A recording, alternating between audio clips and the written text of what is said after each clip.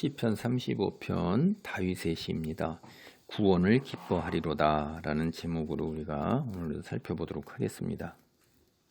다윗이 시편을 편집을 하고 또 다윗이 시편을 갖다가 이제 지은 걸로 알려지고 있어요. 근데 지금까지 우리가 보는 시편의 대부분은 다윗이 고통과 어려움 속에서 하나님께 부르짖는 시가 훨씬 많아요. 그러니까 다윗이 지금 많은 시편에 감사와 그 다음에 기쁨 속에서 형통하게 됨을 주께 감사와 찬송을 올리는 것보다는 이 땅에서 살면서 그가 겪은 고통과 어려움 속에서 주께 부르짖는 것이 굉장히 많다는 걸 우리가 알 수가 있어요. 그래서 현실적으로는 그 다윗이 처한 상황이 가능성이 거의 없어요. 해결될 가능성이 없는 거예요. 주변의 현실 쪽에서 그 세상의 악한 세력들이 득세하는 데에서 다윗이 왕으로 올라서기 이전에 그 얼마나 연약한 처지에 있었던가 하는 걸 우리가 생각해 보면 알 수 있을 거예요. 그런데 다윗은 끝끝내 하나님이 세상을 다스리는 분이시고 하나님만이 세상의 왕 중의 왕이시라는 것을 갖다가 확신하고 있었기 때문에 자신이 현실 속에서 겪는 그 어려움 속에서도 하나님을 믿고 의지하고 나가는 거예요. 그게 다윗의 큰 믿음이에요. 1절도 보면 여호와여 나와 다투는 자와 다투시고 나와 싸우는 자와 싸우소서 내 뒤에서 내 편을 들어달라고 이야기하는 거잖아요. 방패와 송방패를 잡으시고 일어나 나를 도우소서 창을 빼사 나를 쫓는 자의 길을 막으시고 또 내 영혼에게 나는 내 구원이라 이루소서 내 생명을 찾는 자들이 부끄러워 수치를 당하게 하시며 나를 하려 하는 자들이 물러가 낭패를 당하게 하소서. 그들을 바람 앞에 겨와 같게 하시고 여호와의 천사가 그들을 몰아내게 하소서. 그들의 길을 어둡고 미끄럽게 하시며 여호와의 천사가 그들을 뒤쫓게 하소서. 이게 현실적으로 당한 상황에서 내 편을 들으시고 나를 도와주셔서 그때 당시에 우리가 싸울 때 가지고 있는 것들이 방패가 있고 창이 있고 이런 거잖아요. 그런 걸 가지고선 내가 다툴 때 주께서 내 편이 되달라는 거예요. 그리고 내 생명 찾는 자들 이들이 결코 승리하지 못하도록 바람에 불리는 그들이 나를 찾으러 오는 길이 어둡고 미끄러져서 제대로 찾지 못하게 그걸 누가 여호와의 천사 구약 성경에서 여호와의 천사는 하나님의 일을 하는 천사일 수도 있고 그 다음에 하나님이실 수도 있어요. 그 여호와의 천사라는 건 문맥에 따라서 그렇게 나옵니다. 그래서 여기도 천사일 수도 있고 하나님께서 직접 그렇게 해달라고 하는 것일 수도 있어요. 7절, 8절을 보면 그들의 까닭 없이 나를 잡으려고 그들의 구물을 웅덩이에 숨기고 까닭 없이 내 생명을 해하려고 함정을 파싸우니 멸망이 순식간에 그에게 닥치게 하시며 그가 숨긴 구물에 자기가 잡히게 하시며 멸망 중에 떨어지게 하소서.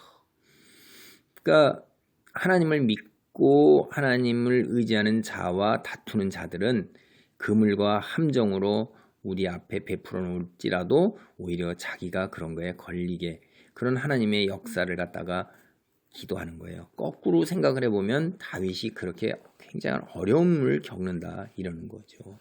그래서 그들이 다윗이 어떻게 했냐면 이 12절을 보면 선을 악으로 갚아 나의 영혼을 외롭게 하나 나는 그들이 병들었을 때 굵은 베옷을 입으며 금식하여 내 영혼을 괴롭게 하였더니 내 기도가 내 품으로 돌아왔도다. 내가 나의 친구와 형제들에게 행한 같이 그들에게 행하였으며 내가 몸을 굽히고 슬퍼하기를 어머니를 곡함같이 하였도다. 상을 당하였을 때도 가서 어머니 곡하는 것처럼 그렇게 같이 슬퍼해줬고 친구와 형제들에게 대접하고 배려하는 것처럼 그들을 배려하고 대접하였는데 오히려 그런 사람들 그리고 그들이 병들었을 때 안타까워하면서 베옷을 입고 금식하고 기도를 해줬는데 그들은 뭐예요? 선을 악으로 갚는 거예요. 세상은 이런 거예요. 그럼에도 불구하고 어떻게 해요? 하나님만 의지하고 나아가잖아요. 그 마음이 얼마나 힘들고 어려웠겠어요.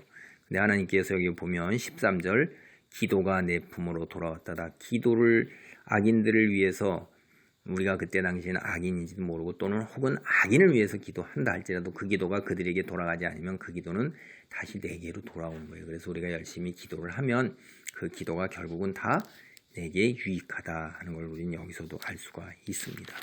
여기 이들이 하는 것 보세요. 보면 그 나를 치며 찢기를 맞이하고 망령되이 조롱하고 이를 갈고 그 다음에 거짓말로 모략하고 이 세상의 사람들, 악한 사람들, 재난을 기뻐하고 이러는 거예요. 이게 그래서 하나님을 믿는 사람들이 이 세상에서 얼마나 힘들겠어요. 하나님을 믿지 않는 그들끼리는 어떻게 해요? 눈짓을 해요. 눈짓하면서 그 다음에 관망하면서 하하하하하 우리가 목격하였다 이렇게 조롱하고 그 다음에 우리를 삼켰다, 우리가 그를 이겼다, 우리의 소원이 성취되었다 이렇게 기뻐한다 이 말이에요. 세상은 이런 거예요. 우리가 이런 거를 바로 보고 하나님만 믿고 의지하고 나아가서 정말로 28절에 보면 나의 혀가 주의 의를 말하며 종일토록 주를 찬송하리이다 라는 것은 하나님께서 궁극적으로 내게 이들이 승리하지 못하도록 나를 인도하시고 보호하시기 때문에 내가 언제나 하나님께 내 이런 놀라운 일을 베푸셨네, 나를 이렇게 형통케 하셨네, 나를 재난에서 건져내셨네, 이런 주의 놀라운 의를 늘 되새기면서 그 다음에 입술에서 늘 주에 대한 감사와 찬송이 끊이지 않을 것을 이렇게 바라고 원하고 그렇게 될 것을 보고 있는 거예요. 현실은 그렇지 못한 거예요. 이 다윗의 시가 이런 것들이 굉장히 많은 걸 보면 그 다윗의 삶이 왜 이렇게 이 많은 것들을 이렇게 남겨서 하나님이 우리에게 주셨을까 하는 것도 한번 생각을 해볼 수가 있어요.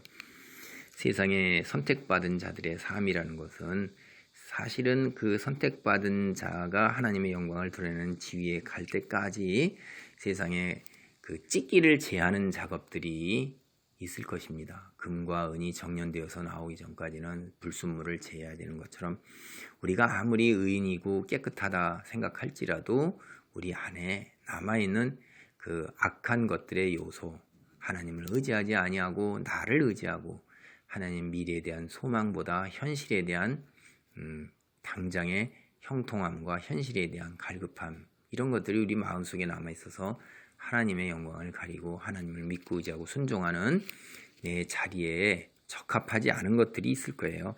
하나님께서는 그러한 것들을 다 불로 태워 없애시고 우리를 하나님께서 바라는 기준까지 끌어올리기 위해서 그렇게 하실 수도 있고 나의 죄값으로 그럴 수도 있고 또 우리가 알지 못하는 하나님의 섭리와 뜻으로 주께 더 큰 영광이 돼서 그럴 수도 있고 그것이 우리에게 더 유익하고 선하기 때문에 그럴 수도 있고 우리는 사실 알 수가 없는 거예요. 그래서 전지전능한 전주관자, 정말로 주인이신 세상의 역사와 인생의 모든 생사기륭화복을 주관하시는 주께 기도하고 믿고 의지하면서 나아가는 것 외에는 우리의 길이 없습니다. 그것이 우리에게 주어진 운명이고 본분이고 피조물된 우리가 할 수 있는 일이에요.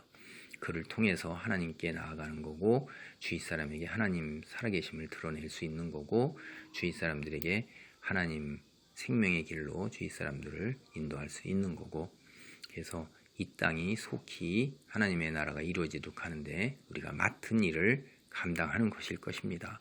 그래서 기도와 예배의 자리에 힘쓰면서 하나님께 우리에게 시험을 능히 감당하고 시험을 피할 길을 내게 하시고 또한 시험이 속히 지나가기를 같이 기도하도록 하겠습니다. 아멘.